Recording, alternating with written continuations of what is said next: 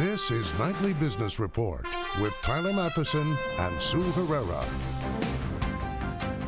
Climbing higher, the Dow and the S&P 500 extend further into record territory as the tax bill advances and new details surface. Check your paycheck because there's a good chance it could look very different come the new year. Changing fees, how you pay for the internet could change with this week's FCC vote on rules that govern the web. Those stories and more tonight on Nightly Business Report for Tuesday, December 12th. Good evening, everyone. Welcome. Thanks for joining us. The S&P 500 closed at, get this, its 60th record of the year. The Dow also finished at a new high thanks to two main drivers, the tax bill and the Federal Reserve. We begin tonight with that tax bill. A final draft does appear to be taking shape in a House-Senate conference committee. There are reports late tonight that an agreement has been reached on a few key issues, and Ilan Mui has the new details. Republicans closing in on the final version of the tax bill. Two sources briefed on the plan tell me that the corporate rate will be 21%. It's unclear right now when that would kick in, right away or not until 2019, but it is slightly higher than the 20% rate that was in previous versions of the bill. The top individual rate would fall to 37%, and that's lower than the Senate's original proposal for a 38.5% top rate. Now, the deduction for mortgage interest would apply to loans up to $750,000, and this would only apply to new loans. Existing mortgages would still be grandfathered in. Also, the deduction for pass-through businesses, that would be at 20%, so not quite as generous as Republicans had been hoping for. A White House official confirmed all of these details and said they represent, quote, the current state of play. The caveat here is that nothing is final until everything's final. But Republican members of the tax bill's conference committee are slated to have lunch with President Trump at the White House on Wednesday before holding a public meeting later on in the afternoon. Now, Republicans want to get to a final bill by Friday and send it over to the president's desk early next week. For Nightly Business Report, I'm Ilan Mui in Washington. But optimism that a tax bill will get done put investors in a buying mood and help drive the blue chip Dow index and the S&P 500 higher. The Dow added 118 points to 24,504. That's a record. The Nasdaq fell 12 and the S&P 500 was up 4. That's also a new high. Bob Pisani has more on the day's market action from the New York Stock Exchange. Stocks drifted higher today, lifting the Dow and the S&P to record highs once again. Now, two main things powered today's very modest rally: expectations for a rate hike and continued hopes for tax reform. We saw a mild rotation from growth back to value stocks, with technology taking a breather and bank stocks getting a boost from rising bond yields. This comes a day ahead of the Federal Reserve's rate decision. Of course, that's tomorrow, and many are expecting a rate hike this month. House Speaker Paul Ryan elsewhere said House and Senate lawmakers are close to the finish line, that's his words, on a tax reform deal. We've been waiting for this for a long time, but Kentucky Senator Rand Paul raised some questions about whether he would vote for the tax bill after tweeting that he would not, quote, in good conscience, vote for the proposed government spending bill to avert a shutdown. He said the bill would add to the nation's already massive debt. So he's a maybe. The S&P suffered a slight blip midday on this news, but regained most of its lost ground to close just off of the day's highs. Now, finally, Boeing powered the Dow higher today. That was a big help. It was up more than 2% after the aerospace giant raised its quarterly dividend. Boeing is already the Dow's best performing stock in 2017. It's up almost 90% so far this year. For Nightly Business Report, I'm Bob Pisani at the New York Stock Exchange.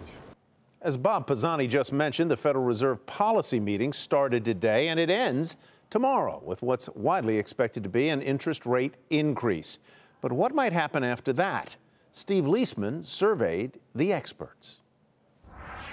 Last meeting of the year, and 98% of the respondents to the CNBC Fed survey think the Federal Reserve will hike to end the year. After that, 3 rate hikes on average expected in 2018. That'll bring the funds rate back up towards 2%.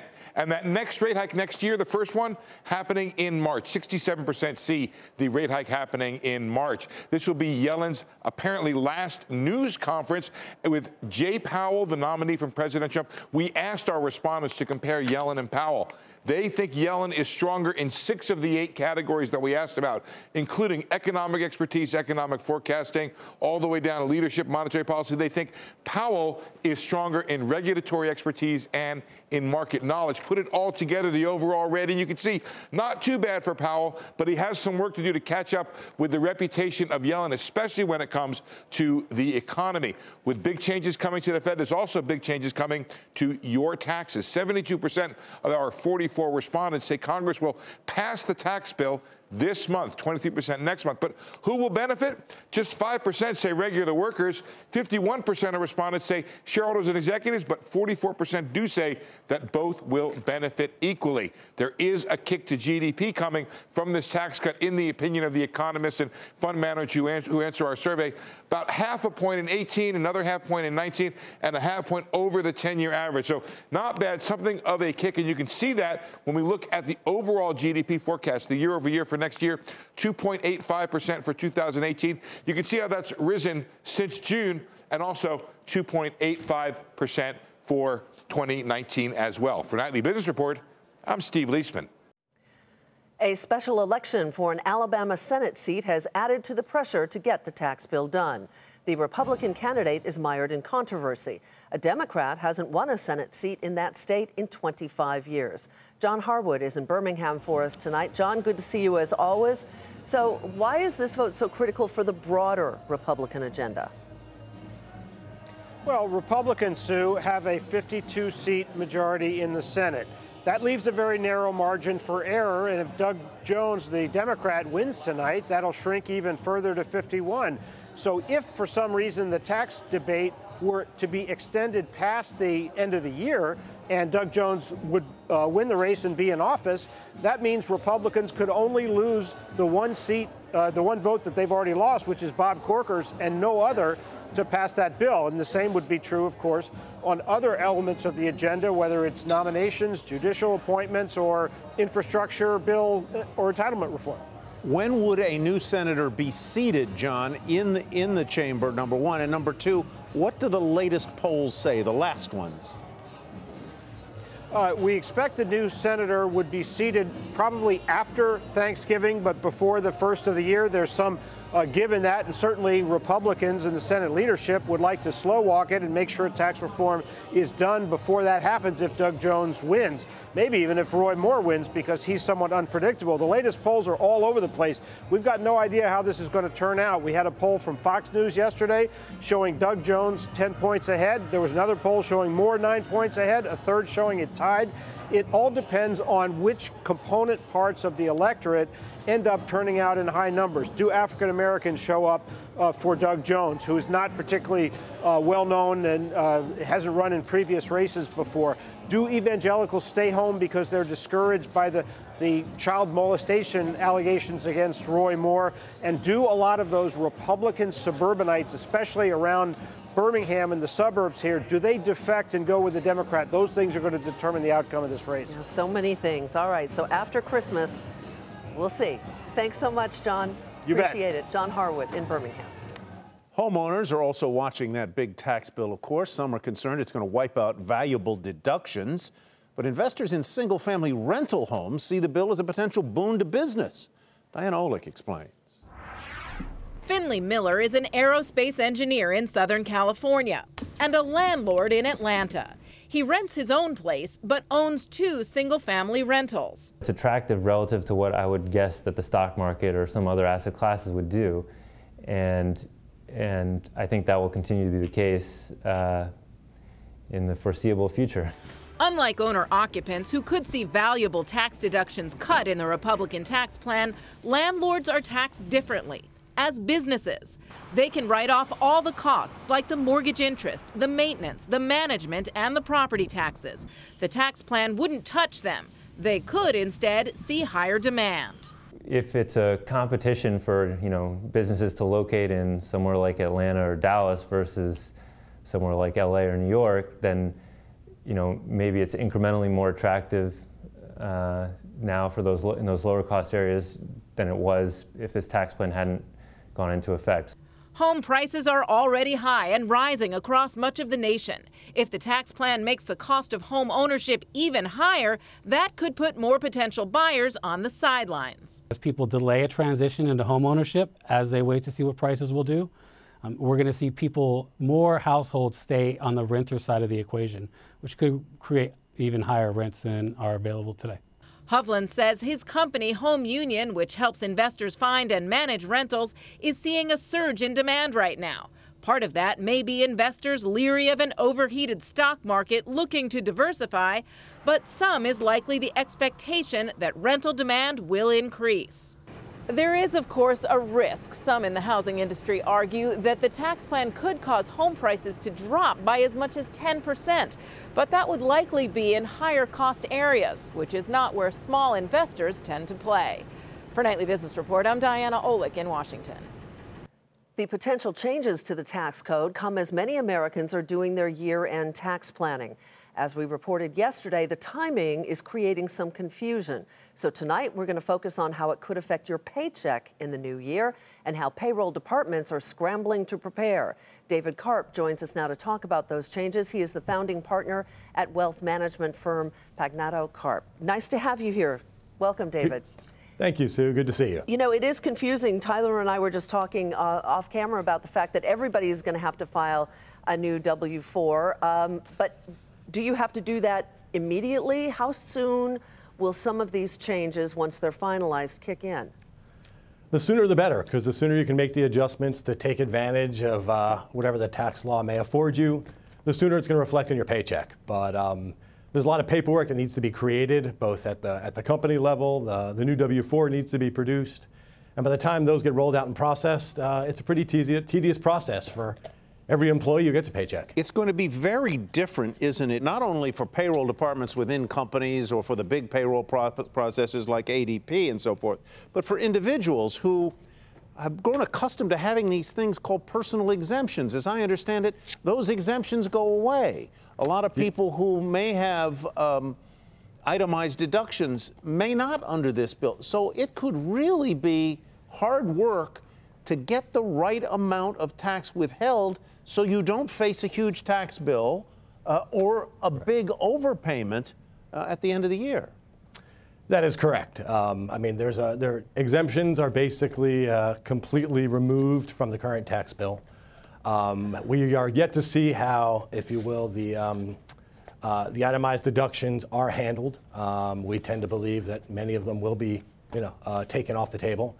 And there's also allowances, which the IRS needs to opine on. And the allowances also do affect your net take-home paycheck. So there's a lot of moving parts that are yet to be determined. And frankly, they need to be ironed out before you can fill out a new W-4 and have it translate to your paycheck. Yeah.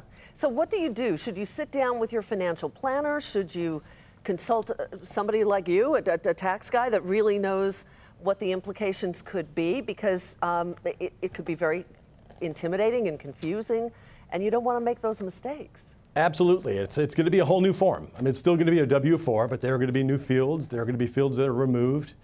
And frankly, I think people are going to need help filling it out. So the best action is to go to your tax advisor, or at a minimum, maybe ask for your human resources department, because you're not going to be the only one that has the question. All right, we'll leave it there, Mr. Karp. Thanks so much for joining us tonight. We appreciate it. Thank you. All right, then there is also the issue of a government funding bill. It's all about Washington these days. We reported earlier in the program that Senator Rand Paul says he's going to vote no on the spending bill. But this afternoon, Senate Majority Leader Mitch McConnell said he was confident a deal would be reached before December 22nd, preventing a government shutdown. Senate Minority Leader Chuck Schumer said Democrats will oppose any budget deal that allows defense spending to increase while holding down domestic priorities. Still ahead, traffic lanes, why the upcoming FCC vote on the internet could change how you use it and how you pay for it.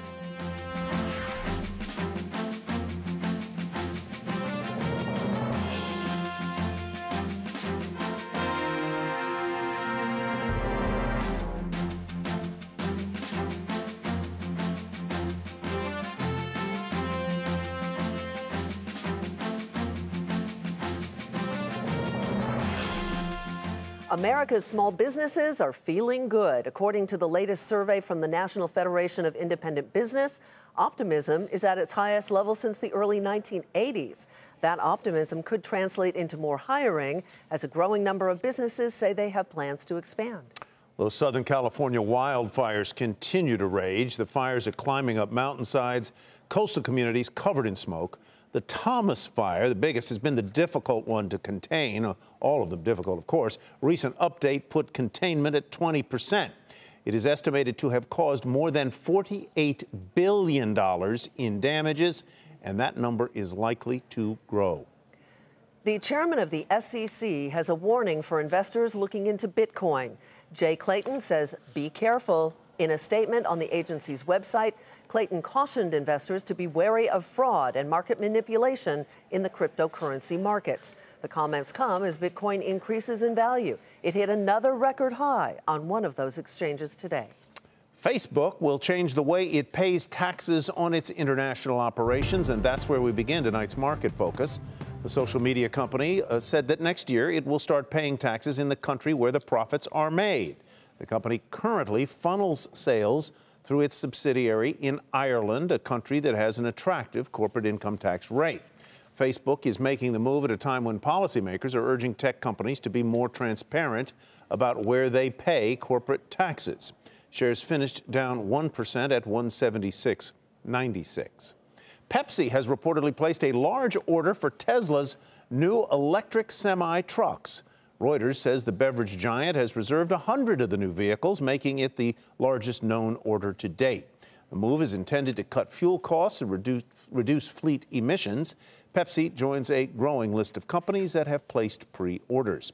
Shares of Pepsi up a penny to $117.40. Tesla shares rose more than 3.5% to $341.03. And after the bell, the database provider MongoDB reported results from its first earnings report since going public in October.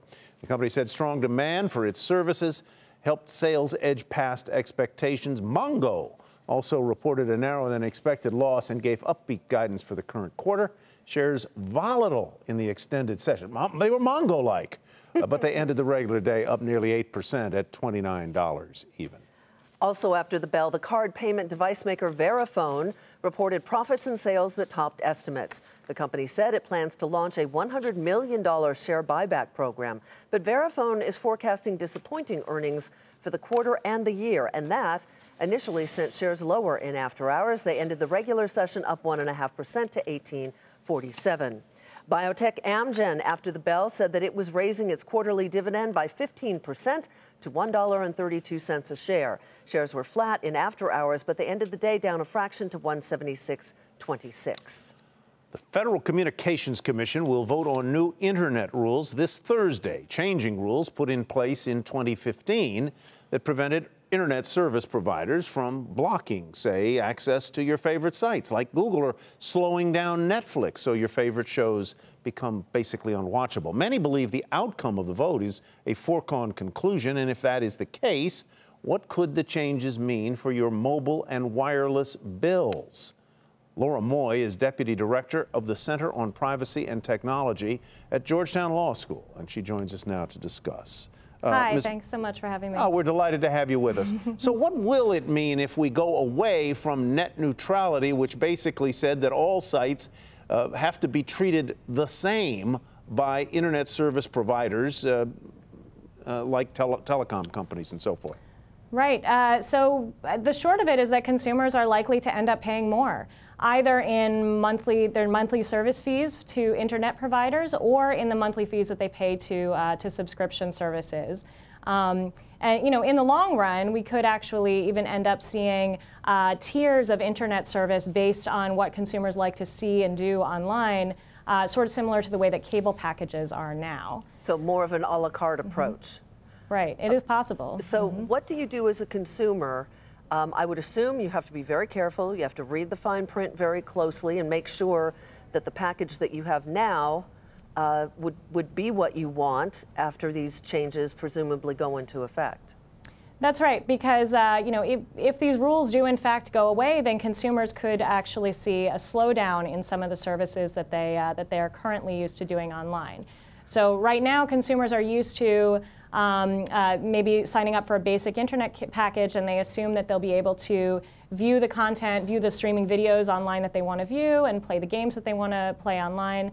But again, if these rules go away, we could end up seeing fast and slow lanes on the internet, and consumers are really going to have to get quite careful about reading the fine print in their internet packages to make sure that whatever they sign up for is going to enable them to do the things they want to do. I'm going to use a loaded word here, Laura, but and I don't mean it in a derogatory way, but it sounds like the reason prices will go up, you think, for consumers, is that the internet service providers will differentiate and discriminate between people who use very data-heavy streams and those who don't. And you'll have to pay more if you are one of those heavy data customers.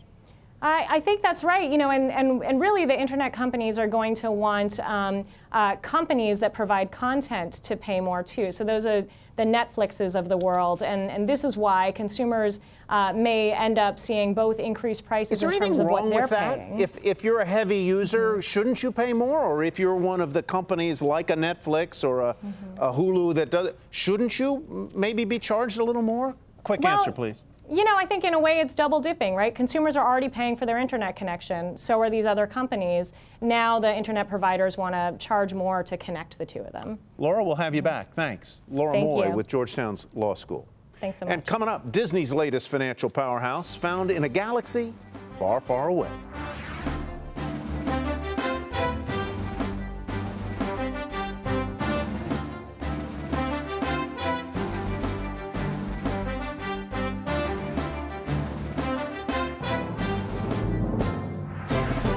This is the time of year that a lot of people spend a lot of money. But if you thought that was purely an American phenomenon, think again. China creating its own special shopping days, and today, 12/12, is one of them. Eunice Yoon reports on what some call China's Cyber Monday. China's Double 12 is like a slimmed down version of Double 11, but it's growing and it's growing fast. And this year, Double 12 is making a big international push. Alibaba says that 100,000 overseas stores will be taking part. 16 countries will be represented, including the US, Canada, Germany, and Japan. The best-selling American brands for Alibaba on Double 12 are P&G, Yum Brands KFC, as well as Burger King. Now, Double 12 is a little different from Double 11 in that it tends to focus on offline events, so discounts at stores. Today in China, we saw long lines in front of major supermarket chains such as Walmart as people were looking to get major discounts on some of the staples like vegetable oil as well as salt. Another big difference is that Double 12 tends to focus on smaller vendors and smaller brands. So all day today, some of the smaller vendors were live streaming themselves eating noodles, for example, that they'd like to sell, or showing off some of their popular clothing that they made, especially in women's fashion. As part of this big international push, Alibaba is expanding the use of its payment system, Alipay, by leveraging off its relationships in India, Thailand, and the Philippines. It's also focusing its efforts on the Chinese overseas community as well as Chinese outbound travelers by offering major discounts at restaurants, hotels, and sites at Chinatowns across the world. For Nightly Business Report, I'm Eunice Yoon in Beijing. Star Wars fans are rejoicing, and so are retailers. Not only is the latest installment of the blockbuster franchise about to hit theaters, but Star Wars-themed products are filling up the store shelves. And it may be putting a new lucrative twist on Disney's well-known empire. Julia Borston has more.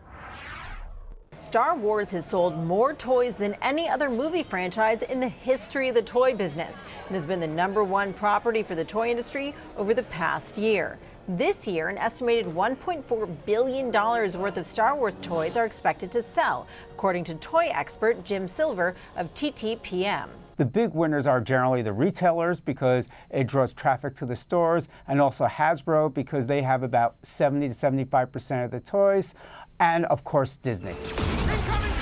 Including other consumer product categories such as video games, apps, and clothing, TTPM projects there will be $3 billion worth of Star Wars retail sales this year. Disney doesn't say what percentage it takes from licensed Star Wars retail sales, but it's likely in the hundreds of millions of dollars. And this year's lineup of toys around The Last Jedi aims to expand Star Wars appeal. There are more tech toys than ever, including droid building kits, battle drones that look like aircraft from the film, and a $200 Lenovo augmented reality headset, which includes a lightsaber to recreate battles with Kylo Ren. On the other end of the spectrum, Disney's partnering with fashion brand Rag & Bone for a special edition line, most of which has been sold out, including $700 boots. For more mainstream gear, Star Wars has partnered with Gap, Kohl's, Macy's, Clark's, and others. The reason why Star Wars is such a big brand within the toy business, it appeals to so many different age and gender demographics. It appeals to both male and female, and it'll appeal to 3- and 4-year-olds, especially with like a new character like Porg, but you have 60-year-old collectors. So you have a wide age demographic, which really doesn't exist on most brands. And you'll even see some unexpected products emblazoned with Star Wars characters, including Dole pineapples. Dole's licensing characters to put on its products and for a Healthy Galaxy game on its Dole app. All of these products aren't just generating revenue for Disney, they're arguably also marketing the film. For Nightly Business Report, I'm Julia Borston in Los Angeles. And that does it for Nightly Business Report. I'm Sue Herrera. Thanks for joining us. I'm Tyler Matheson. Thanks from me as well. Have a great evening, everybody. Stay warm. We'll see you tomorrow. Yeah.